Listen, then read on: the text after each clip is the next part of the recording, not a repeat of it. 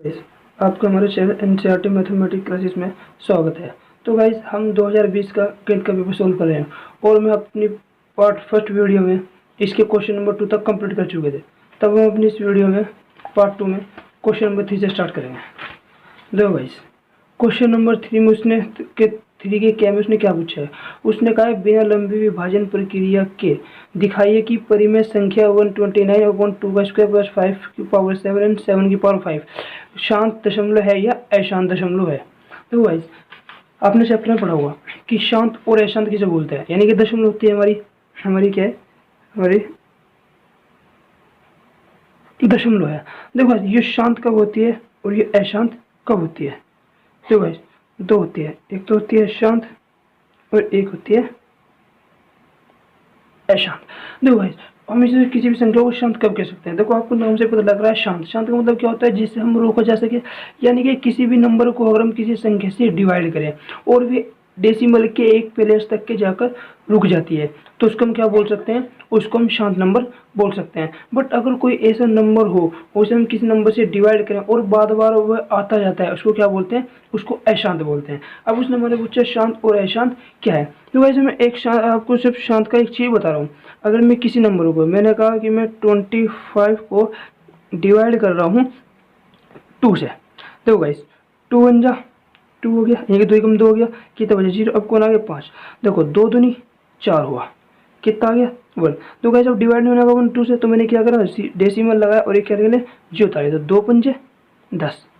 देखो गाइस, क्या हो गया 0 आ गया मेरा। तो देखो गाइस, ये एक 25 यानी कि 25 एक ऐसा नंबर था कि अगर मैंने इसे 2 से डिवाइड करा तो ये एक प्लेस तक, यानी ये डेसिमल के एक प्लेस तक की जगह क्या हुआ, रुक गया। तो मैं इसको क्या बोल सकता हूँ, ये शांत है। ये फिर आगे ऐसे कोई और नंबर होता, ये 2 1, इसको मैं क्या बोल सकता हूँ, क्योंकि एक प्लेस तक जाकर रुक गया, तो ये क्या है, ये शांत है। बट देखो, अगर अशांत, अगर मैं कोई ऐसा नंबर लूँ जिसको मैं किसी भी नंबर से डिवाइड करूँ और वे डेसिमल के प्लेस तक के रुके नहीं, आता जाता है, बार बार आता जाता है, तो उसको हम क्या बोलते हैं, अशांत बोलते हैं। जैसे कि मैंने कोई क्या लिया, मैंने 10 ले लिया और मैं इसे कैसे डिवाइड कर रहा हूँ, मैं इसे डिवाइड कर रहा हूँ 3 से।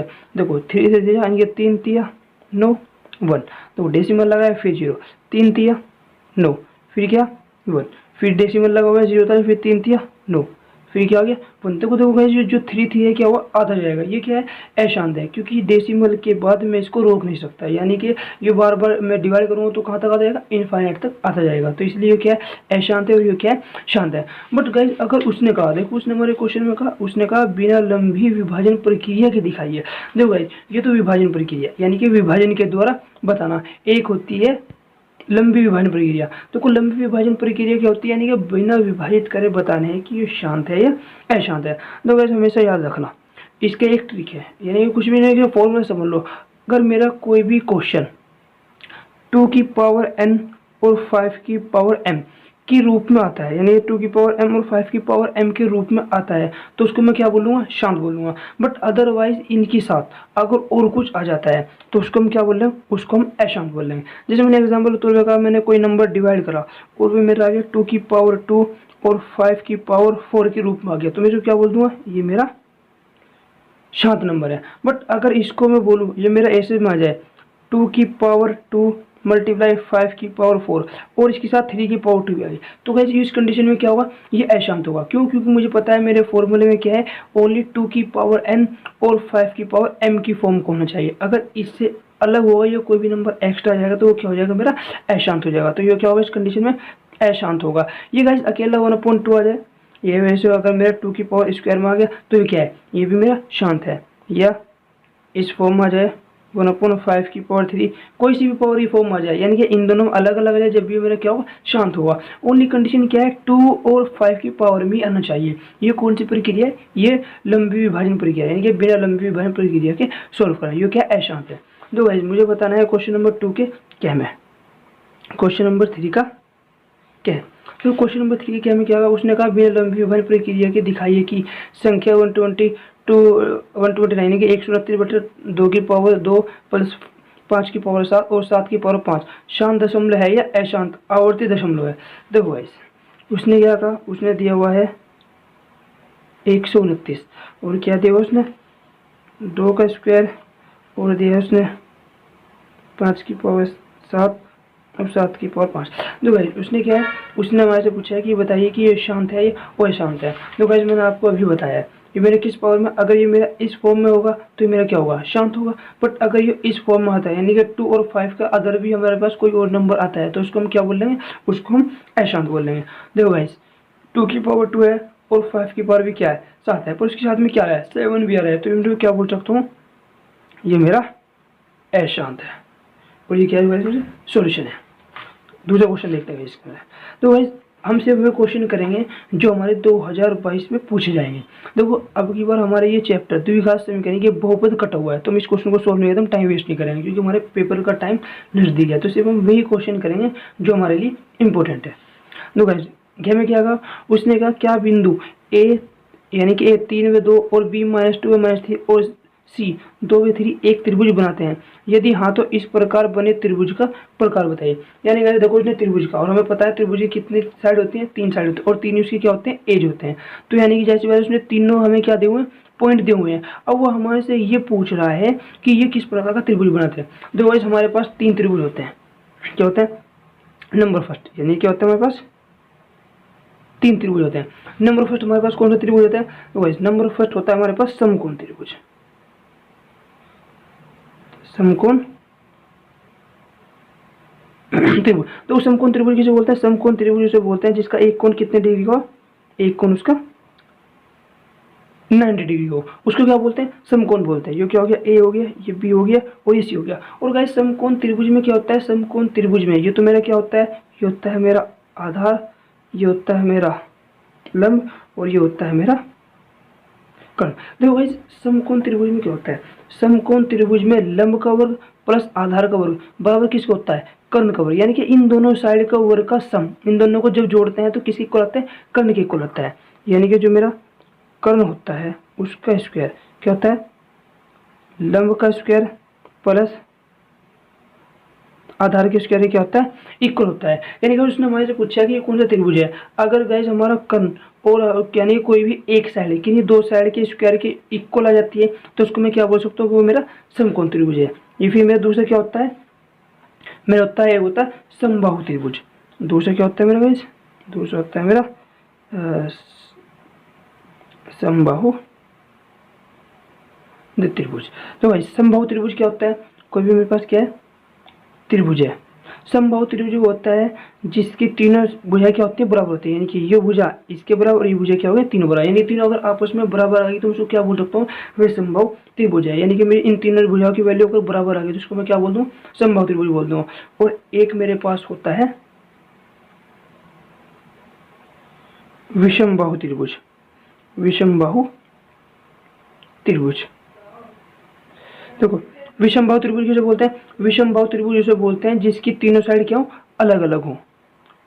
विषमबाहु त्रिभुज ए बी और सी, तो आज विषमबाहु त्रिभुज बोलते हैं। यानी कि इसमें तो मैंने क्या बोला कि ए बी बराबर होगी बी सी की और बी सी बराबर होगी सी के, पर इसमें क्या होगी, तीनों अलग अलग होंगी।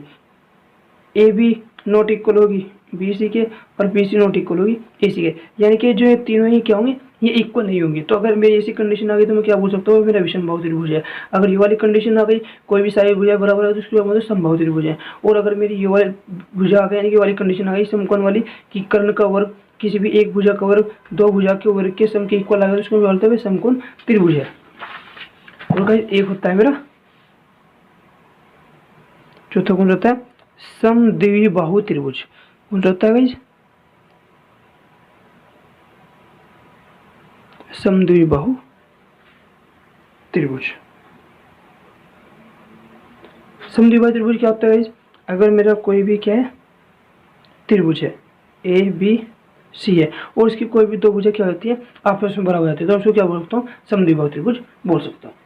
तो गाइस हम अपने क्वेश्चन पर आते हैं। क्वेश्चन में क्या पूछा है, उसने कहा क्या बिंदु ए बी यानी कि 3 व 2 ए पॉइंट बी पॉइंट और सी पॉइंट एक त्रिभुज बनाते हैं, यदि हाँ तो इस प्रकार बने त्रिभुज का प्रकार बताइए। तो गाइस उसने हमें तीन भुजाएं दिए हुए हैं, यानी क्या हुआ, 3 पॉइंट दिए हुए हैं। यह पॉइंट देखते हैं, क्वेश्चन नंबर यह ए में क्या दिया हुआ है उसने, 3 व 2, यानी कि ए है मेरे पास 3 व 2, और जो बी है मेरे पास, बी के हमारे -2 व -3, जो भी है वह -2 व -3, और जो सी है वो मेरा पॉइंट हैगा 2 व 3। अब गाइस मुझे ये बताना है कि मेरा त्रिभुज किस प्रकार का है। तो गाइस सबसे पहले हम क्या करेंगे, हम पहले त्रिभुज बना लेते हैं। यानी कि उसने हमें क्या दिया हुआ है, उसने हमें त्रिभुज दे रखा है। इसमें तो क्या बना, मैंने सबसे पहले त्रिभुज बना लिया। देखो ये क्या हो गया, मेरा ए हो गया, बी हो गया, और ये क्या हो गया, सी हो गया। अब देखो तीनों पॉइंट, ए क्या दे रखा उसने 3 व 2, और जो बी दे रखा वो बी क्या आएगा मेरा -2 व -3, और जो मेरा सी पॉइंट है वो क्या है 2 व 3 है। देखो इसे हम क्या करेंगे, हम इन तीनों त्रिभुज के बीच की दूरी निकालते हैं। हम ए बी के बीच की दूरी निकालेंगे, बी सी के बीच की दूरी निकालेंगे, और सी ए के बीच की दूरी। और जो उनसे भी त्रिभुज की हमारी कंडीशन आ जाएगी उसको हम क्या बोलते हैं कि हमारे इस प्रकार का त्रिभुज है। सबसे पहले हम क्या निकालेंगे, देखो सबसे पहले तो बीच की दूरी निकालने के लिए फॉर्मूला आपको पता होगा। बीच की दूरी के लिए, देखो गाइस बीच की दूरी के लिए फॉर्मूला हमारे पास क्या होता है, x2 - x1 का वर्ग, और क्या होता है y2 - y1 का वर्ग। तो ये होता है गाइस हमारे पास। तो गाइस हम निकाल लेते हैं। सबसे पहले हम किसकी दूरी निकालें, सबसे पहले हम ए और बी के बीच की दूरी निकालें। तो क्या निकाल लेते हैं, ए बी के बीच की दूरी निकालते हैं। देखो फॉर्मूला क्या लगेगा गाइस हमारा, वही लगेगा x2 - x1 करो प्लस y2 - y1 करो। तो गाइस x1 क्या होगा मेरा, ये होगा मेरा x1, ये होगा मेरा y1, और ये क्या होगा मेरा x2, और ये क्या होगा मेरा y2। देखो क्या होता है x2 - x1, x2 क्या है मेरा, x2 तो -2 है, और ये माइनस, और x1 कितना है मेरा 3, इसका क्या हो गया स्क्वायर, प्लस दूसरा क्या होता है y2 - y1, y2 क्या है मेरा -3, और माइनस, और y1 कितना है मेरा 2, इसका भी क्या हो गया स्क्वायर हो गया। निकालो इसके बीच की दूरी। तो कितना हो गया, -5 का स्क्वायर हो गया, और प्लस कितना हो गया -5 का स्क्वायर। तो यानी कि कितना आ गया, ये आ गया 5 × 5 = 25, और 5 × 25 यानी कितना आ गया दोनों, ये आ गया मेरा 50। अब देखो गाइस मैंने ए बी के बीच की, यानी कि मैंने ए बी के बीच की दूरी निकाली। अब मैं किसकी निकालता हूँ, अब मैं बी सी के बीच की दूरी निकालता हूँ। तो किसकी निकालें, बी सी के बीच की दूरी। तो बी सी के बीच की दूरी क्या है, फिर हमारा वही फॉर्मूला x2 - x1 और y2 - y1। देखो बी सी हमारा क्या होगा, अब की बार मेरा क्या होगा, इसको मैंने क्या मान लिया x1 हमारा, इसको मैंने क्या मान लिया y1 मान लिया। तो फॉर्मूला फिर मेरा वही लग जाएगा x2 - x1 करो प्लस y2 - y1 करो। देखो गाइस x2 मेरा क्या है -2 है, और x1 क्या है मेरा 2 है। तो यानी फॉर्मूला क्या हो जाएगा मेरा -2 और माइनस होता है 2, इसका क्या होगा दोनों का square, plus y2 - y1, y2 क्या है मेरा -3 है, और y1 क्या है मेरा 3 है। तो नहीं क्या हो जाएगा -3 देता -3 का स्क्वायर। तो क्या निकल गया मेरा, ये आ गया -4 का स्क्वायर, और ये आ गया -6 का स्क्वायर। तो हम क्या कर रहे हैं, पॉइंट निकाल दो, 4 × 4 = 16, और प्लस 6 × 36।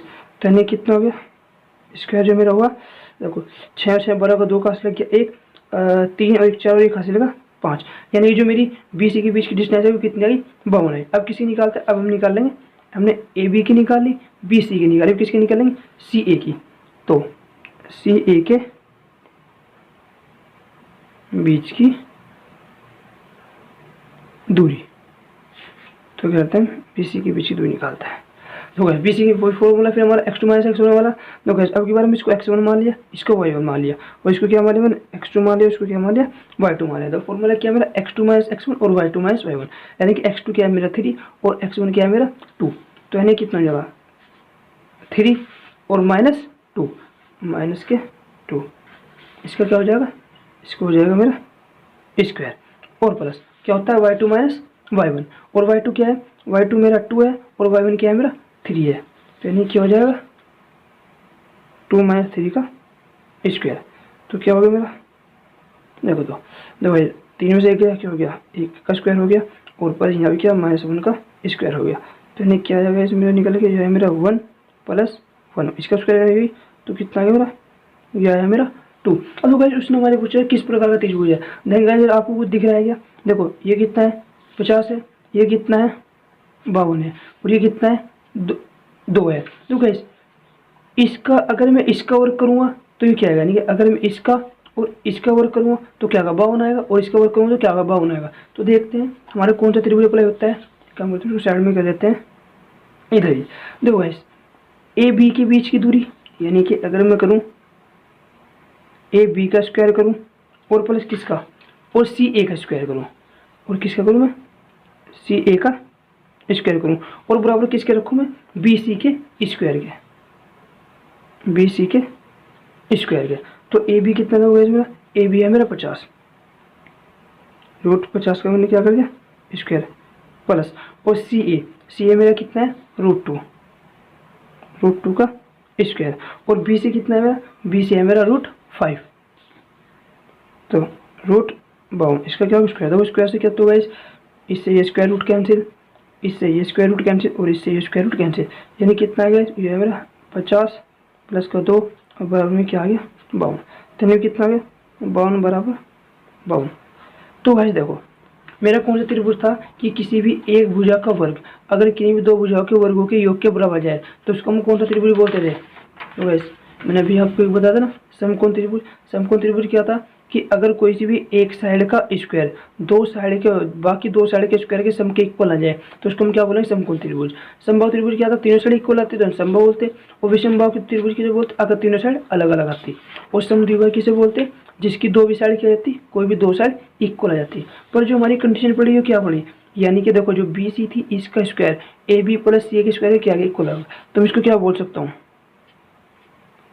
समकोण त्रिभुज।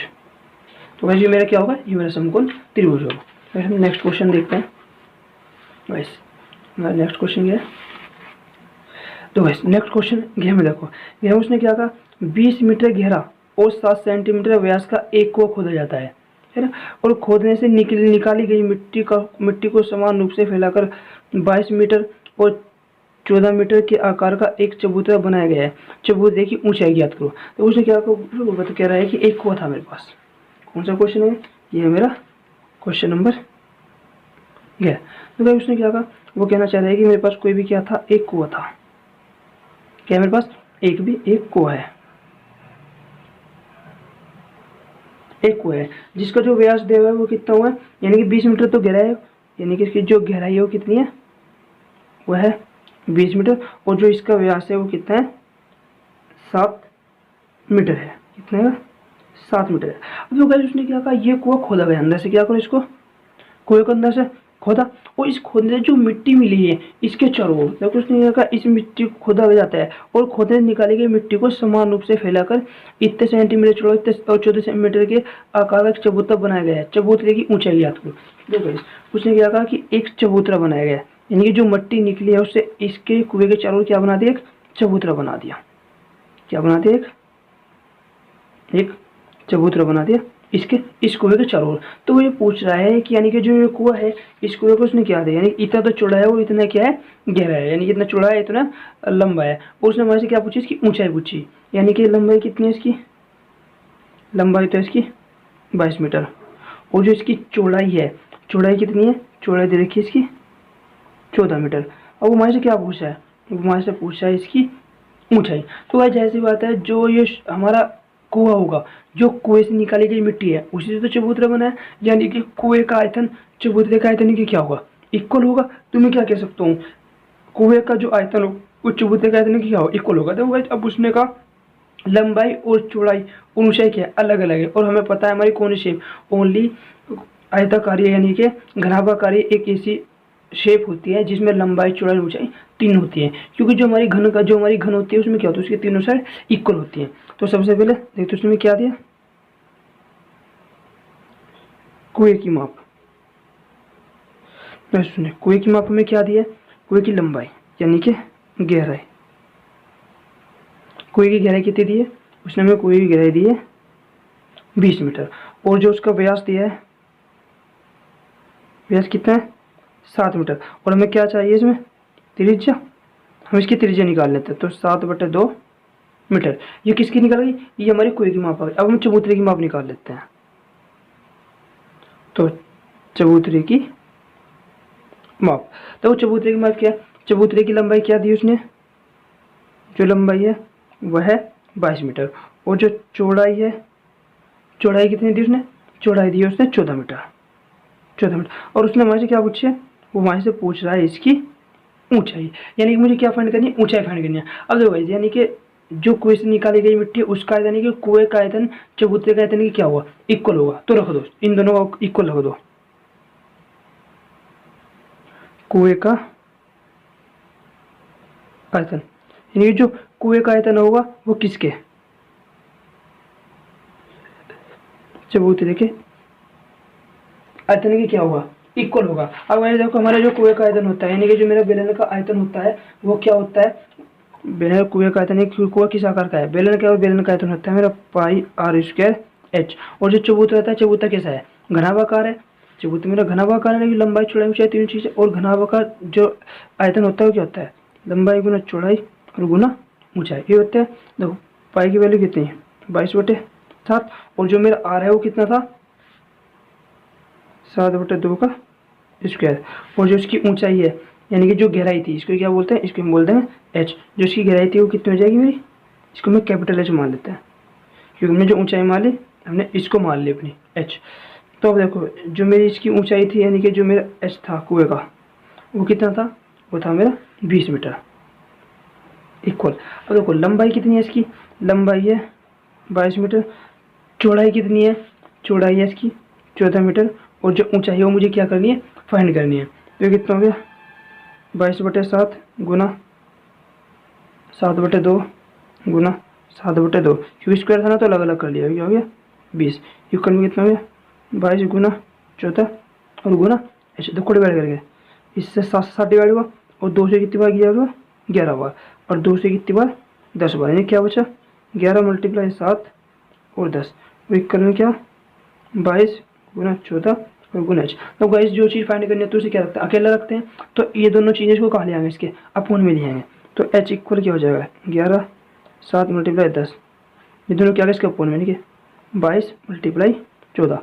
तो गाइस 7 दूनी 14 और 11 दूनी 22, 2 पंजे 10। तो यानी कि कितना है, 5/2।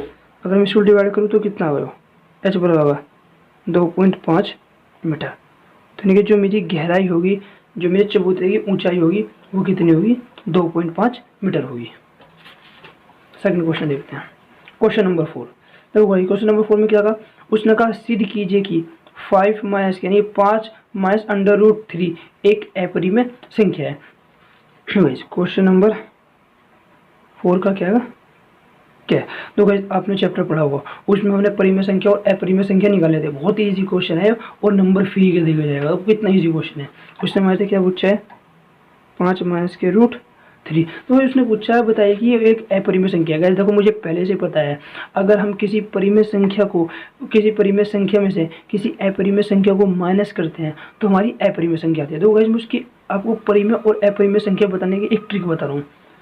देखो आपने पढ़ी होगी एक चीज़, प्लस माइनस क्या होता है, माइनस होता है।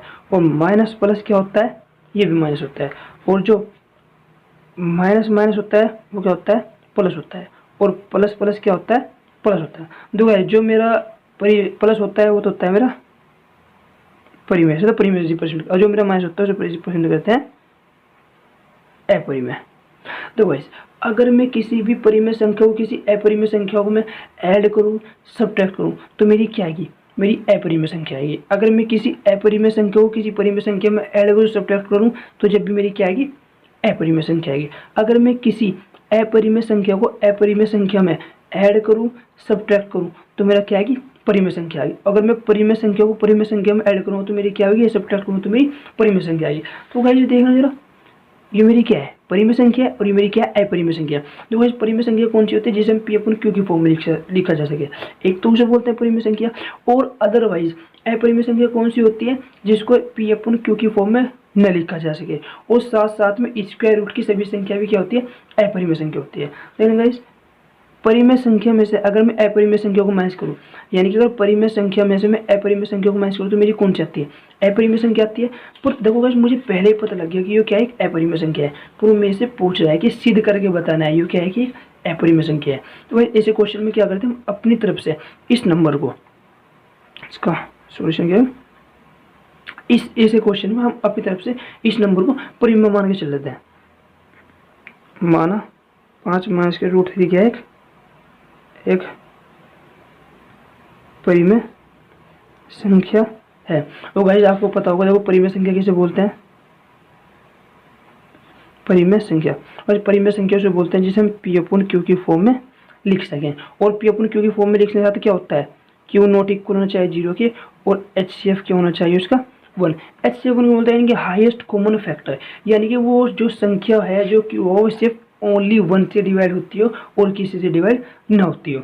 तो देखते हो गैस मैंने जो क्या मान लिया, मानो एक मेरी परिमेय संख्या है और मुझे पता है परिमेय संख्या उसे बोलते हैं जिसे मैं पी अपॉन क्यू की फॉर्म में लिख सकूँ।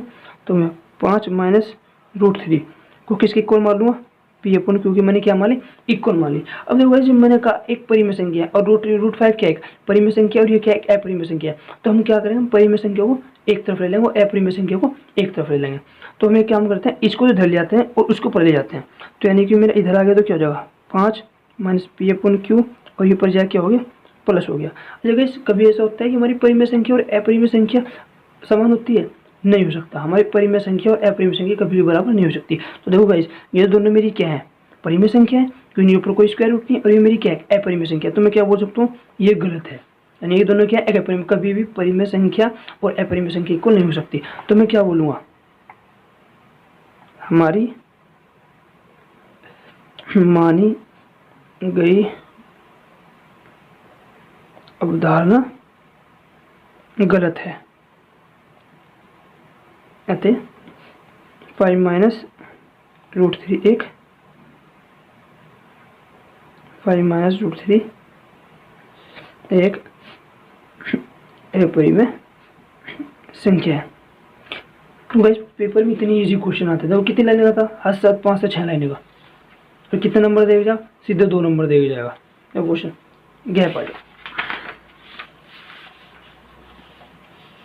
देखो नेक्स्ट क्वेश्चन में क्या पूछा हमारे से, उसने नेक्स्ट क्वेश्चन में हमें कहा है कि त्रिभुज ए बी सी की भुजाओं ए बी और ए सी के मध्य बिंदु क्रम से ई 2-1 और एफ 0-1 है। यदि बिंदु ए के निर्देशांक ये हो तो त्रिभुज ए बी सी का क्षेत्रफल ज्ञात करो।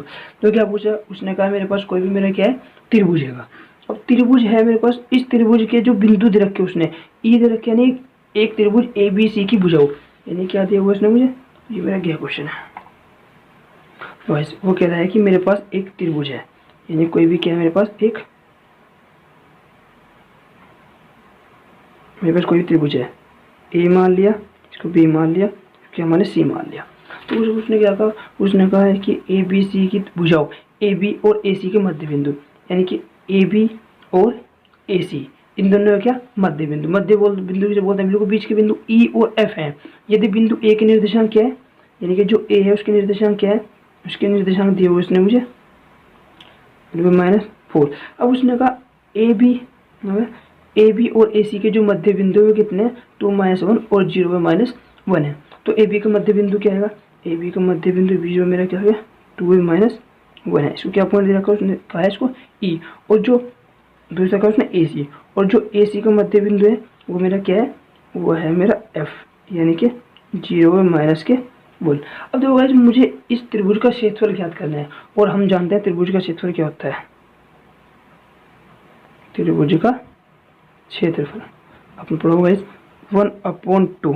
सबसे पहले क्या होता है x1 y2 minus y3 plus में क्या होता है x2, फिर क्या होता है y3 माइनस y1, और फिर क्या होता है x3 में क्या होता है y1 माइनस y2। ये क्या है मेरा, ये मेरा त्रिभुज के क्षेत्रफल का फॉर्मूला है। तो यानी देखो त्रिभुज मेरा ए बी सी, यानी कि मुझे ए के भी पॉइंट चाहिए, बी के भी पॉइंट चाहिए, और किसके भी पॉइंट चाहिए, सी के भी पॉइंट चाहिए। यानी कि मेरे पास अभी बी और सी इसके पॉइंट नहीं है, पर उसने हमें क्या दिया, उसने हमें सिर्फ इनके मध्य बिंदु दिए हैं।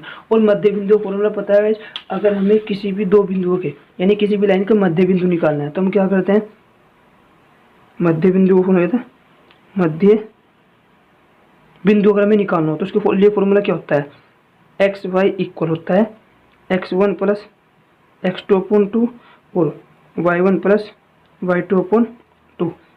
ये था हमारे पास, ये मेरा क्या है, ये मेरा फॉर्मूला है मध्य बिंदु निकालने के लिए। अब देखो भाई उसने मध्य बिंदु यानी कि एक्स वाई होता है मेरा मध्य बिंदु। अब की बार मुझे उन्होंने एक्स वाई तो दिया हुआ है और उसने मुझे x1 और y1 दिया है, यानी कि क्या निकालना है मुझे x2 y2 निकालना है, यानी कि ये पॉइंट निकालने।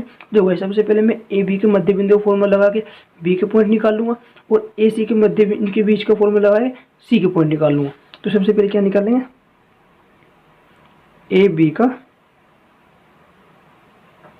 मध्य बिंदु। देखो इस फॉर्मूला क्या है, एक्स वाई बराबर X one plus x two upon two और Y one plus Y two upon two. देखो सबसे पहले मैं ए बी का निकालना, तो वैसे ए बी का यानी कि एक्स वन वाई वन और एक्स टू वाई टू तो मेरे ये पॉइंट होते हैं और ये मेरा क्या होता है एक्स और वाई होता है। यानी कि मुझे एक्स वाई दिया हुआ है, एक्स कितना है मेरा टू और वाई कितना है मेरा माइनस टू। तो यानी कि एक्स की जगह तो मैं क्या रख दूँ तो, और वाई की जगह मैंने क्या रख दिया माइनस के दो इक्वल। अब देखो x one upon x two, otherwise ये तो मैंने मान लिया एक्स वन और ये मैंने क्या मान लिया Y one.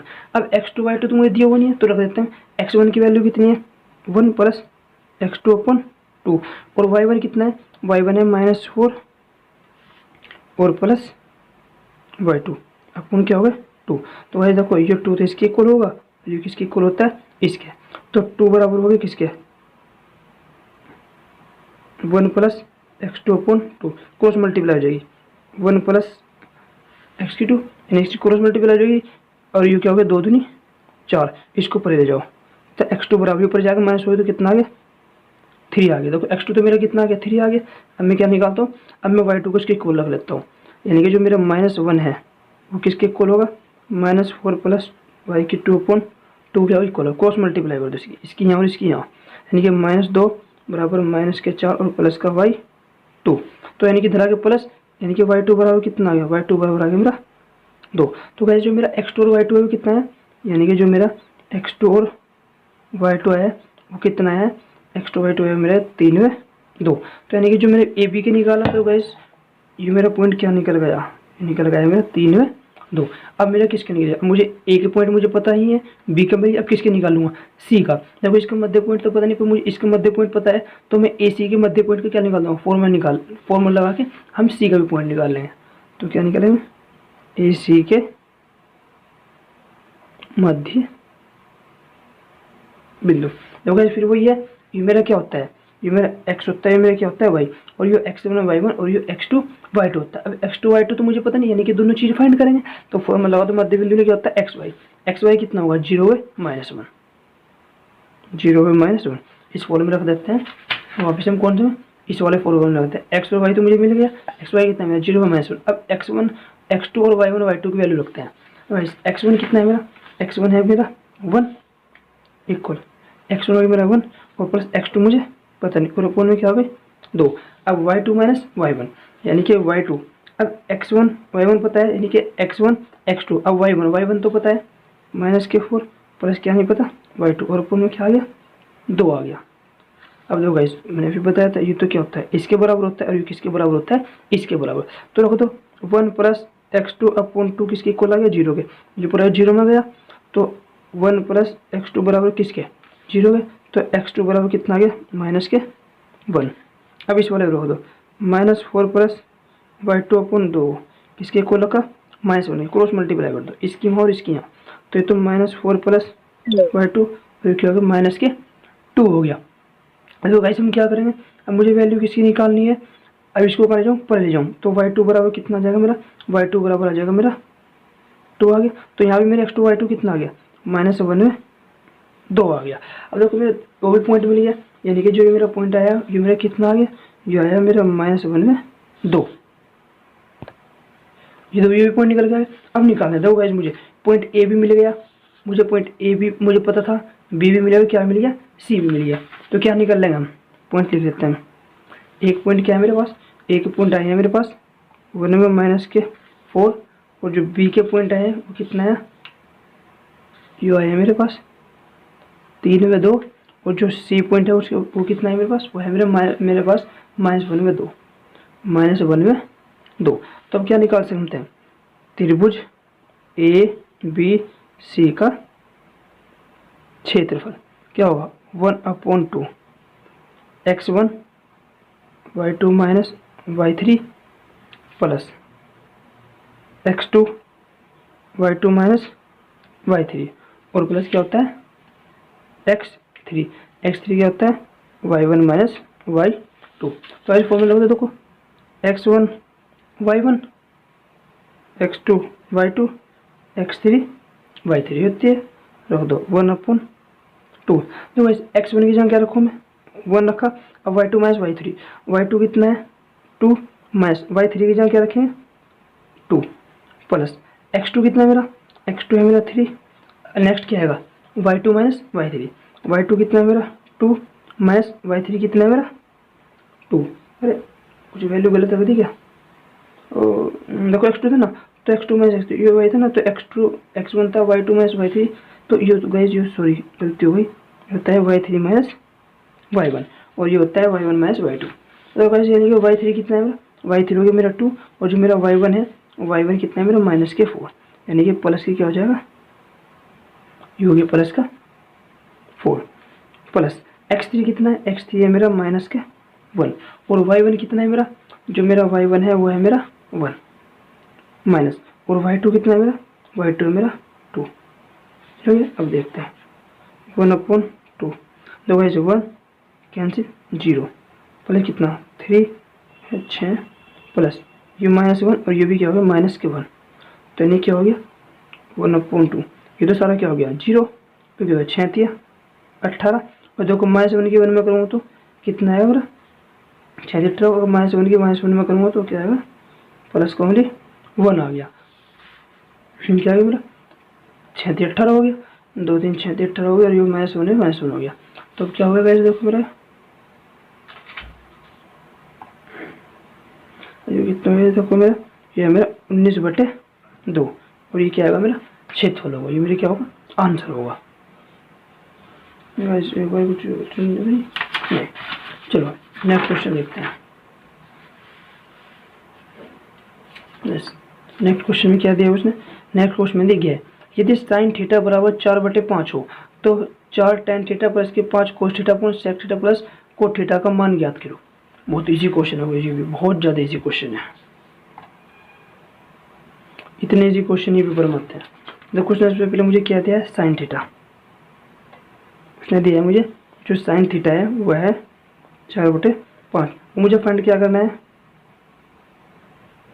4 tan theta minus के 5 कोस थीटा और ऊपर में किया था उसने सेक थीटा 4 कोट थीटा।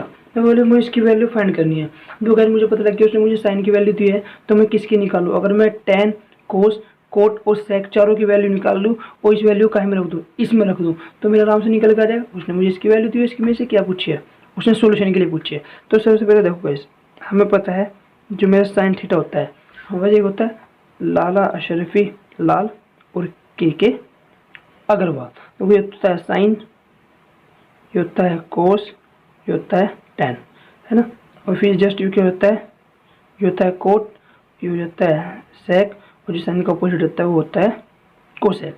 तो गाइस अब साइन थीटा बराबर मुझे क्या दिया है, मुझे दिया है 4/5 ये दिया, और जो साइन थीटा वो क्या होता है लंब बटे कर्ण, लंब बटे कर्ण। देखो गाइस मेरे पास लंब है और कर्ण है, मेरे पास क्या नहीं है आधार नहीं है, किससे पाइथागोरस प्रमेय से, पाइथागोरस प्रमेय से।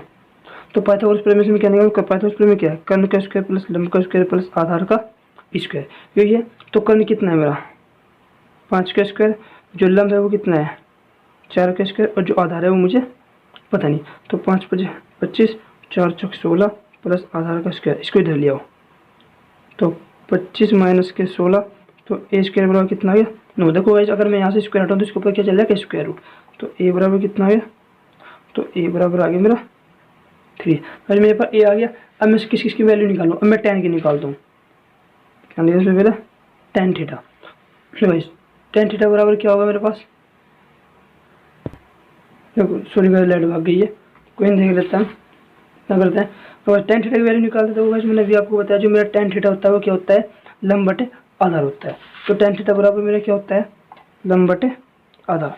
तो गाइस मेरा लंब कितना है, लंब मेरा 4 है और जो मेरे आधार है वो कितना है मेरा 3 है।